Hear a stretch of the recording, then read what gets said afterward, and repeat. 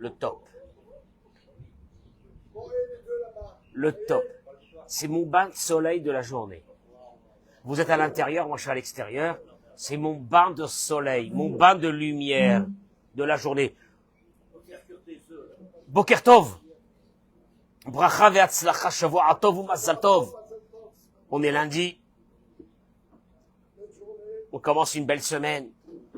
Si Dieu veut, avec Dieu qui est avec nous, s'occupe de nous de façon particulière, on va le voir aujourd'hui.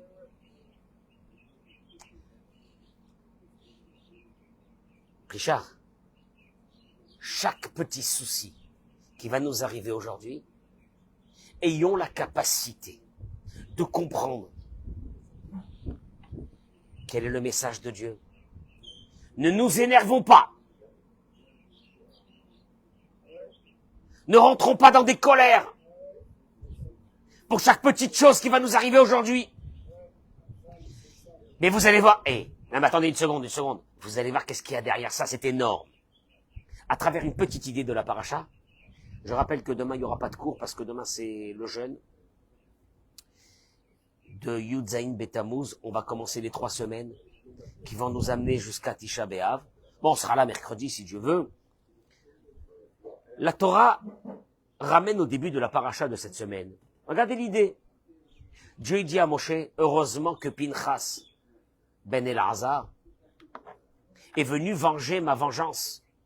Sinon, j'allais exterminer le peuple d'Israël. On a terminé la semaine dernière la paracha que l'un des grands princes du peuple d'Israël a fait rentrer une Goya dans sa tente. Il a voulu légaliser la débauche. Zimri ben Salou. Pinchas va venir et va les tuer les deux. C'est un débat à part de comprendre qu'est-ce qui s'est passé à ce moment-là. Mais Dieu dit, heureusement que Pinchas est venu et qu'il a fait ce qu'il a fait. Sinon, j'allais détruire tout le peuple d'Israël. Le Rav Yecheskel Levinstein, l'un de nos grands maîtres, écoutez bien, vous allez voir ce que je vais vous amener comme idée. Il dit, Boker Tov à tous mes amis qui se connectent. Bracha ve'atzlacha, toda rabba, qu'Akadosh Baruch Hu vous donne tout ce que vous avez besoin. Partagez ce cours de Torah, partagez-le, ce cours de Torah pour donner des forces à nos frères et à nos sœurs, des forces, vous allez le voir aujourd'hui.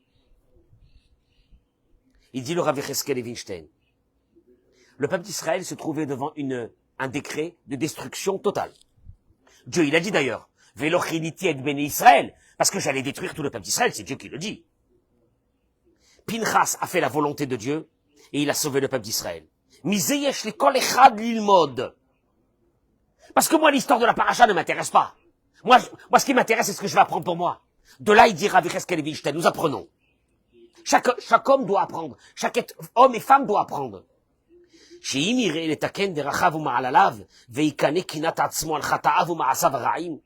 Si chacun s'occupe de sa propre vie et venge la vengeance de Dieu dans sa propre vie, parce qu'il fait des bêtises.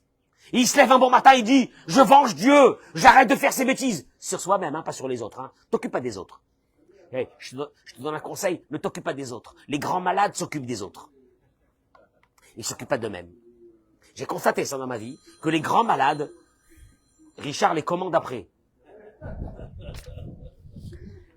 Les grands malades s'occupent des autres, mais ils ne s'occupent pas de soi-même. Et il dit le Rav Yecheskel Levinstein, je vais t'annoncer une chose. Si tu commences à t'occuper de toi-même et à voir ce qui ne va pas chez toi, et à te mettre en colère sur ce qui ne va pas chez toi, et à essayer d'arranger ce qui ne va pas chez toi, et à venger la vengeance de Dieu sur ce qui ne va pas chez toi, pas sur les autres, ne venge pas la vengeance de Dieu sur les autres.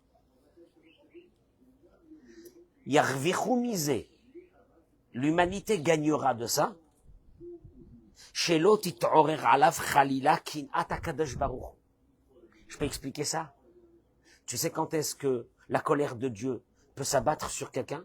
C'est quand ce quelqu'un ne s'occupe pas de venger Dieu sur soi-même. C'est-à-dire qu'il reste comme il est. Et Dieu lui envoie des messages, il ne les accepte pas. Et il dit, sur ça, les paroles, c'est pas lui qui ramène ça, mais sur ça a été rajouté les paroles du Mashkiach de Lakewood. Le Rav Nathan Wortfeugel, il dit la chose suivante. Il ramène les paroles de Rabbi Eliezer dans le Midrash. Rabbi Eliezer dans le Midrash, il dit, Im na'asa din le mata, lo na'asa din le ma'ala. C'est des mots qui font peur. Celui qui fait ça, son jugement dans ce monde, qui se juge, qui dit il y a des choses qui vont pas, que je dois arranger des choses, dans le ciel, il n'y a pas de jugement sur lui. Par contre, il continue, il dit, et s'il n'y a pas de jugement en bas, il y a un jugement en haut. Alors tu choisis. Tu veux pas de jugement en haut? Juge-toi. Commence à aborder tes problèmes de la vie en essayant de comprendre quels sont les messages de Dieu dans ta vie. Mais c'est ça, ça fait peur. D'où on l'a appris? De Pinchas. Dieu il dit, moi j'allais faire mon jugement, j'allais détruire tout le monde. Heureusement que Pinchas a fait le jugement en bas. Car s'il y a un jugement en bas, il n'y a pas de jugement en haut.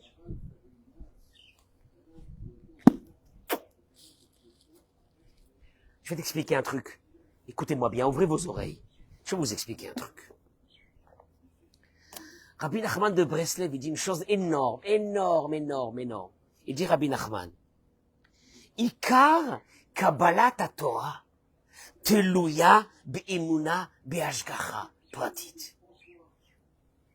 Moi, je peux m'arrêter ici. L'essentiel de quelqu'un qu'on va dire qu'il adhère à la Torah. Hein, j'adhère à la Torah. Je fais des péotes. Je mets le tzitzit jusqu'en parterre. Tu connais? Je mets le fil bleu. Je mets le sirtouk. Je mets tout. Je mets la barbe. Je mets tout. Ikar Kabbalat HaTorah. L'essentiel de ce qu'on appelle adhérer à la Torah, c'est Be'emuna, quand tu as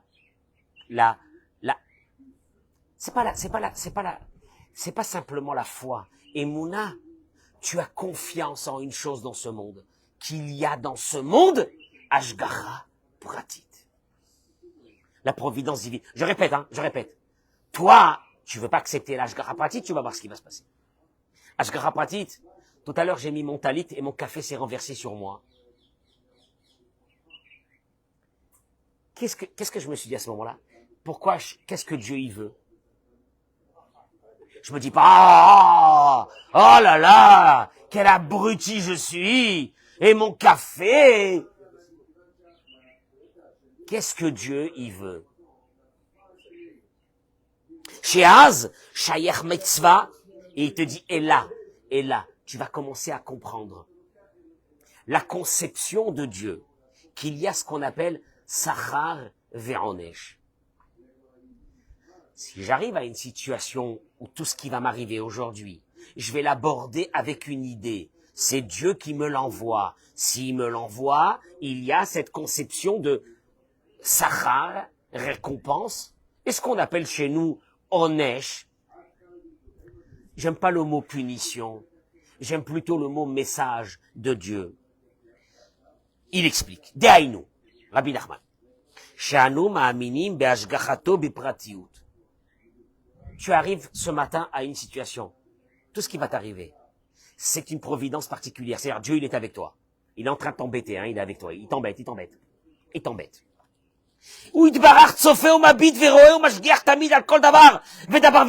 Dieu voit tout. Il s'occupe de tout. Il est avec toi dans tout.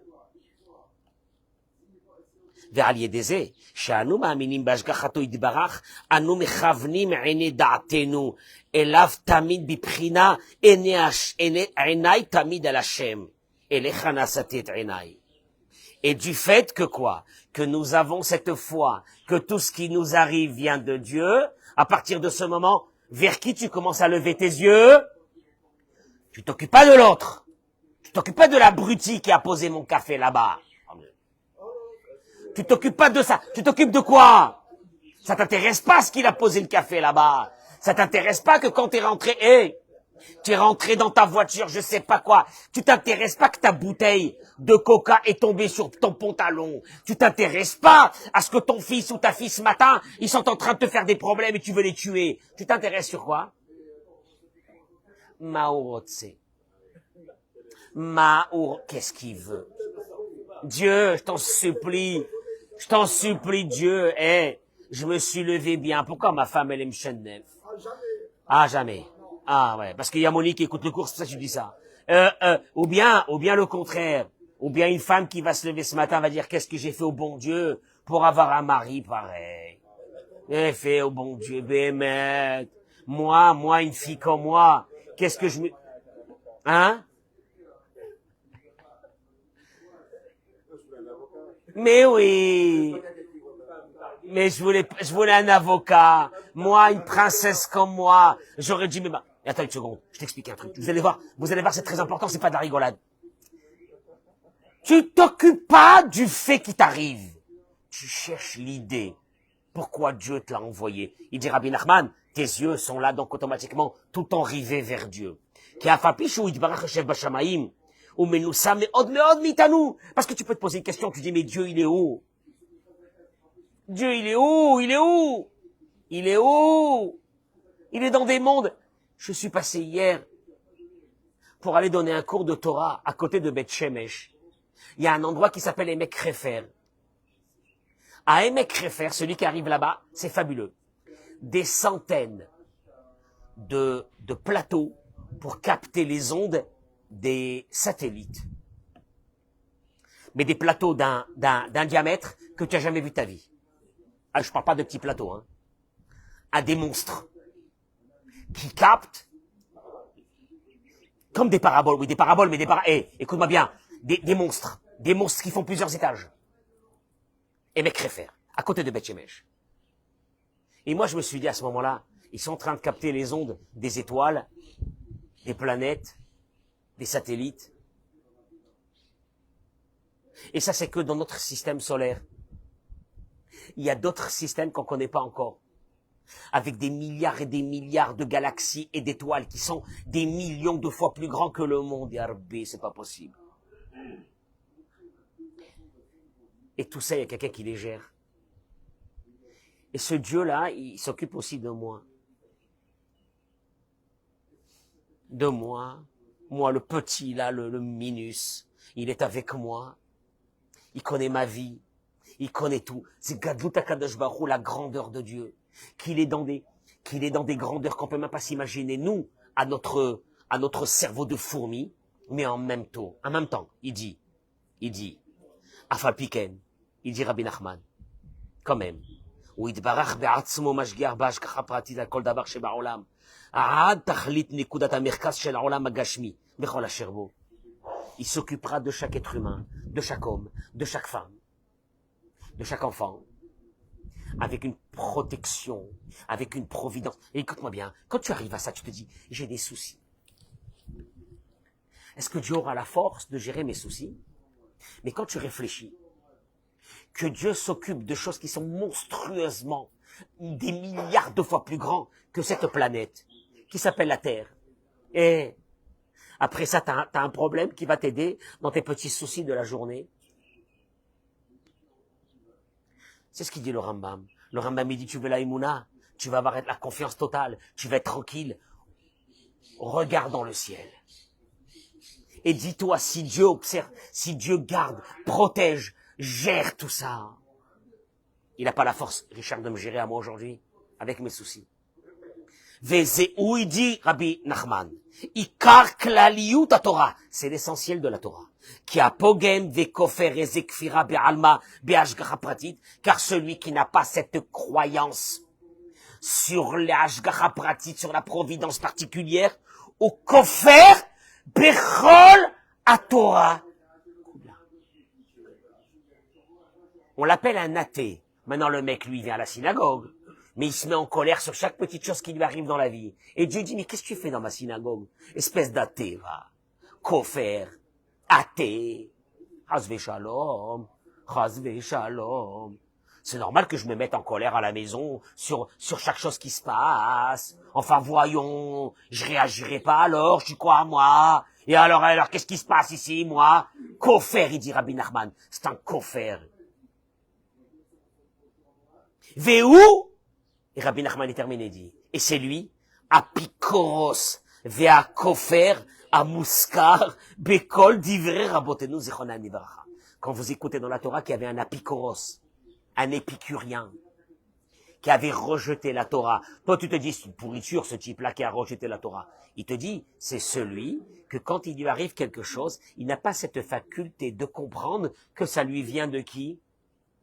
De Hachem. Donc moi, quand mon café s'est renversé, tu crois que je me suis mis en colère? J'ai tout de suite dit, mais qu'est-ce qu'il veut Hachem de moi? Moi, je suis avec Dieu, qu'est-ce qu'il veut?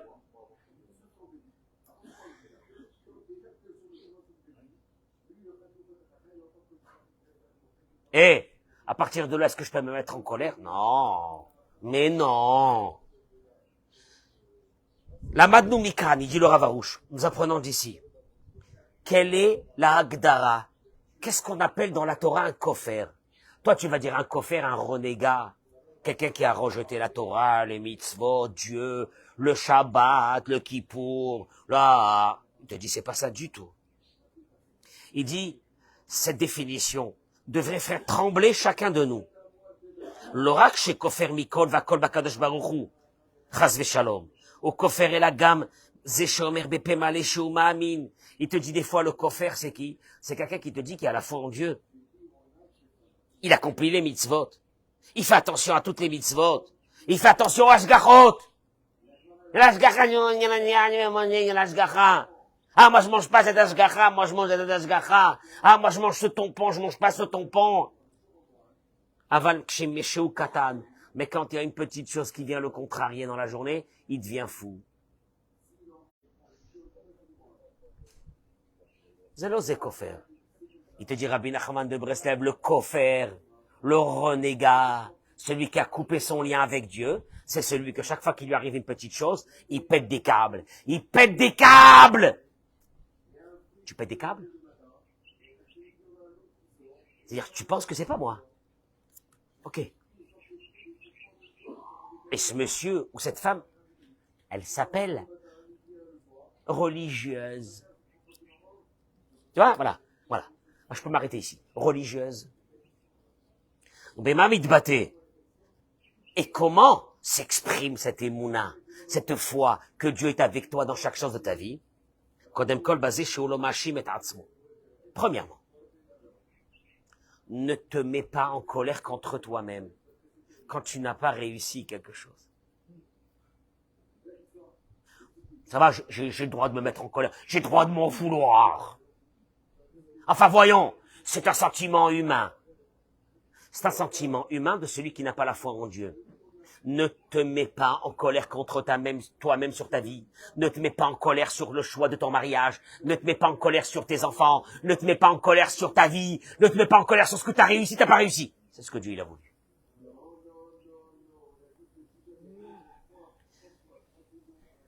Et deuxièmement, il te dit, parce que celui qui se met en colère contre soi-même sur des choses qui ne réussit pas, tout de suite après, il commence à se mettre en colère sur les autres. Rien n'est de moi, rien n'est de lui, tout est que de Dieu.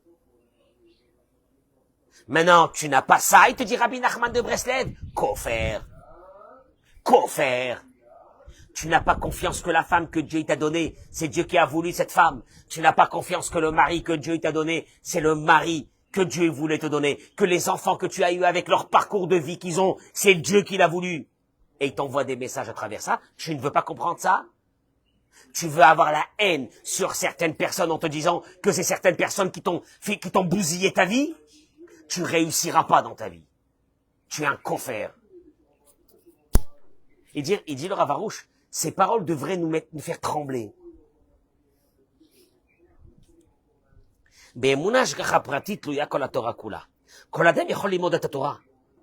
Il te dit, il y a beaucoup de gens qui étudient la Torah, il dit Rabbi Nachman de Breslev. Beaucoup de gens, hein. Ah oui, je suis versé dans l'étude de la Torah.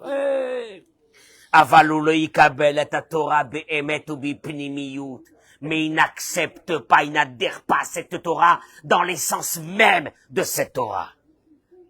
Sans cette foi, Be'ashgacha pratit. Maintenant, à partir de ce moment, je t'explique une chose. J'arrête ici. J'arrête ici parce que je suis fatigué. J'arrête ici. Je vais vous dire une chose. Ouais, parce que hier on a fait la fête. Il nous l'a de Rachaïm Akadosh. Après on a terminé. On a fait un bœuf énorme chez Michel Benamou qui a duré jusqu'à minuit, 1h du matin. Je te dis pas dans quel état je suis. Et Baruch Hashem, avec une joie extraordinaire. Il y avait le Rav Cardonner. C'est qui le Rav Cardonner qui avait... Comment s'appelle ce Rav? À chanter la guerre. On a passé un moment. Je vous dis pas un moment divin. Mais je peux vous dire une chose. Arrêtez d'avoir peur. Arrêtez d'accuser les autres. Arrêtez de vouloir des autres plus que ce qu'ils sont.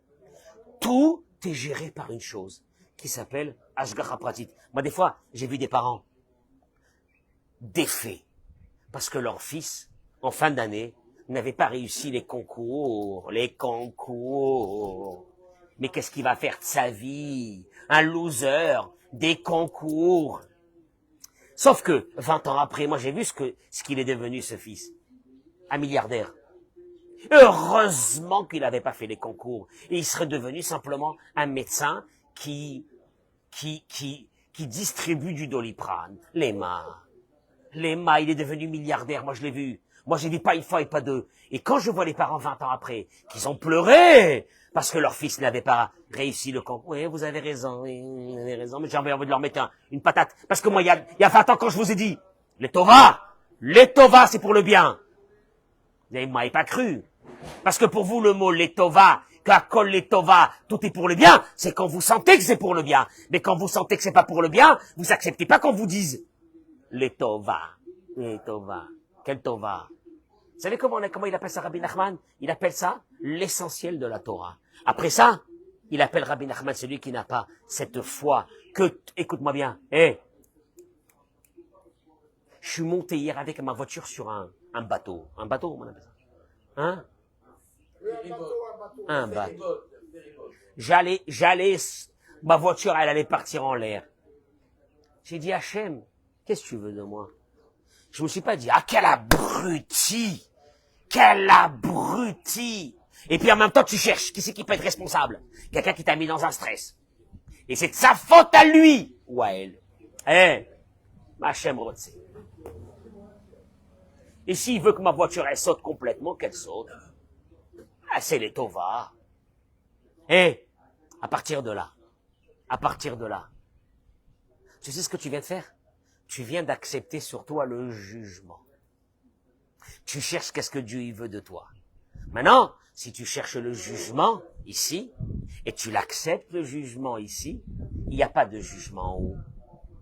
Nora ve'ayom, juste une toute petite chose, et je vous laisse partir. Mamash, une toute petite chose. Il dit comme ça.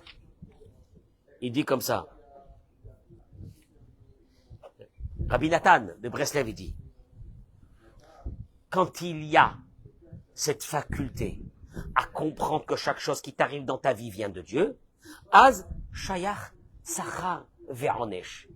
Il y a alors à ce moment-là la définition de récompense, entre guillemets de récompense, et entre guillemets de punition. Bishvil lehavin zot tzrichim lada'at, ki ikar ha'sachar ve'onesh hi kedei lekaven et ha'adam latachlit shelo. J'explique, c'est énorme. Quand est-ce que tu acceptes une chose de Dieu en tant que punition? D'abord, tu me dis punition, ça veut dire quoi? Moi, j'aime pas le mot punition. Dieu ne nous punit pas. Punition veut dire réveil. Dieu t'envoie un truc, ça te fait mal, pour te réveiller. À partir de quel moment il y aura en toi ce processus de réflexion, que ce qui t'arrive vient de Dieu pour que tu arranges ton chemin et que tu te rapproches de lui? C'est quand tu t'es rendu compte que la chose qui t'est arrivée, elle est venue de la part de qui? De Dieu. Mais quand tu commences à mettre la faute sur les autres, jamais tu arriveras à cette constatation, puisque tu te diras toujours, c'est les autres qui m'en veulent, ils m'en veulent. Si tu acceptes l'idée que tout vient de Dieu, Be'ashgacha pratit, tu commences pas à chercher les responsables à ta vie. Tu commences à discuter avec Dieu, à lui demander, qu'est-ce que je dois arranger dans ma vie? Tu sais qui c'est qui n'a jamais réussi à arranger sa vie? C'est celui qui, chaque fois qu'il lui est arrivé quelque chose, il a mis la faute sur l'autre. Ah, c'est beau. Mais voilà, mais c'est ça l'excuse. L'excuse, c'est que c'est l'autre qui m'a fait ça. Mais quand tu te dis c'est personne, bon alors c'est qui? C'est Dieu. Si c'est Dieu, je m'assois À la place de me mettre en colère contre quelqu'un, qu'est-ce que je fais? Je réfléchis. Hachem, qu'est-ce que tu veux de moi? Qu'est-ce que je dois arranger aujourd'hui? La colère, parce que j'avais envie de m'énerver sur celui-là qui m'a fait cette chose-là. J'avais envie aujourd'hui. J'ai dit aujourd'hui, je veux me le faire. Et tu te le fais pas. Pourquoi tu te le fais pas? Parce que c'est Hachem. Hachem, aide-moi, je t'en supplie, à trouver les messages. Parce que tout vient de toi. Donc aide-moi à transcrire ça en message. Qu'est-ce que je dois changer dans ma vie? Ça s'appelle se faire justice en bas. Et si tu te fais justice en bas, toi-même, tu te fais justice en bas. Toi-même, tu te dis qu'est-ce que je dois arranger? Il n'y a pas de justice en haut. On te laisse tranquille. Tu sais qui c'est qui va recevoir de très gros coups, allez-nous, que Dieu nous en préserve et qu'il aide tout le peuple d'Israël. Tu sais qui c'est qui va recevoir des gros coups? Ceux qui ne se sont jamais remis en question. Alors Dieu dit, moi je leur ai envoyé plein de messages. Bon, ils ont mis les messages sur le dos des autres. Donc ils ont rien compris. Je suis obligé de m'occuper d'eux personnellement. Il rate qu'Akadosh Baruch Hu, il nous envoie des messages et qu'on arrive à les comprendre. Ça s'appelle se faire justice soi-même. Parce que celui qui se fait justice soi-même, on lui fait pas justice. Comme il est, il est pas très religieux, il est pas comme ci, il est pas comme ça. Akadosh Baruch Hu, il est avec lui, Dieu il est avec lui. Ce qui fonctionne avec ça, que chaque chose qui lui arrive vient de Dieu. Bracha ve'atzlacha. Je vous souhaite une journée de folie. Partagez-moi ce cours. Partagez-moi ce cours tout de suite. Et mettez-moi les noms des malades. Et de bracha et de hatzlacha que vous avez besoin, Bezrat Hashem, pour la journée.